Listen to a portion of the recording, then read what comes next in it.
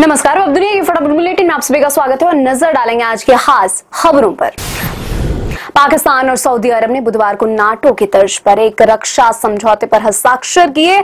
इसके तहत दोनों देशों में किसी एक देश पर आक्रमण को दोनों देशों पर हमला माना जाएगा। उत्तराखंड के चमोली में गुरुवार को भूस्खलन से कई घर तबाह हो गए। हादसे के बाद से 7 लोग लापता हैं।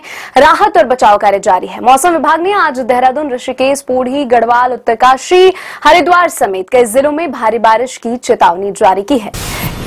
एयर पोल्यूशन को लेकर सुप्रीम कोर्ट हुआ सख्त।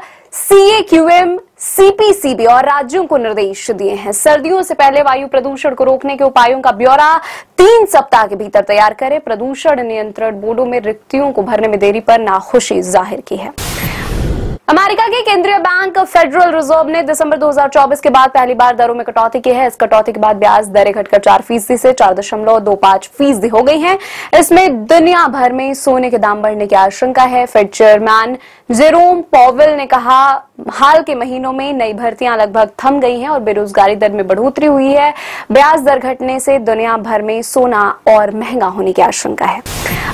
राष्ट्रपति डोनाल्ड ट्रंप ने कहा वह एंटिफा को एक प्रमुख आतंकवादी संगठन घोषित करने की योजना बना रहे हैं। एंटिफा अति वामपंथी उग्रवादी समूहों के लिए एक व्यापक शब्द है, न कि कोई एक संगठन है। ये समूह खास तौर से प्रदर्शनों के दौरान फांसीवादियों और नौ-नाजियों का विरोध करते हैं।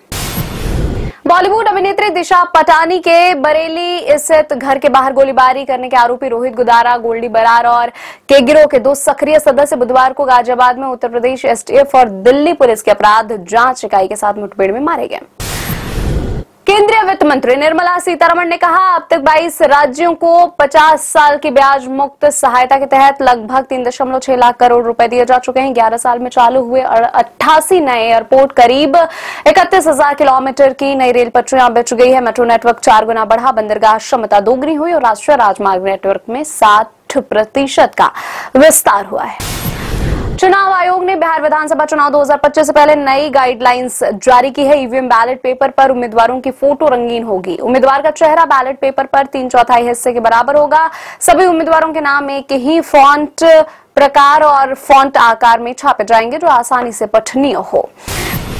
कर्नाटक के विजयपुरा जिले में SBI बैंक में दिन दहाड़े लूट, 3 नकाबपोश बदमाशों ने बैंक कर्मियों को बनाया बंधक। कई किलो सोना और 8 करोड़ नकदी लेकर फरार। ब्रांच मैनेजर की शिकायत पर मामला हुआ दर्ज। पाकिस्तान ने बुधवार को एशिया कप के करो या मरो के ग्रुप ए मैच के संयुक्त अरब अमीरात के अनुभवहीन बल्लेबाज क्रम को ध्वस्त करते हुए 41 रन से जीत दर्ज की। सुपर 4 में बनाई जगह रविवार को उसका सामना भारत से होने वाला है। हैंडशेक मामले में विवाद के बाद पाकिस्तान ने मैच से हटने की धमकी भी दी थी, लेकिन बाद में सलमान आगा की टीम मैच के लिए मैदान पर उतरी। ये थी आज के फटाफट बुलेटिन। ऐसे ताजा अपडेट्स के लिए बने हमारे साथ, यानी कि विजिट करें अब दुनिया पर।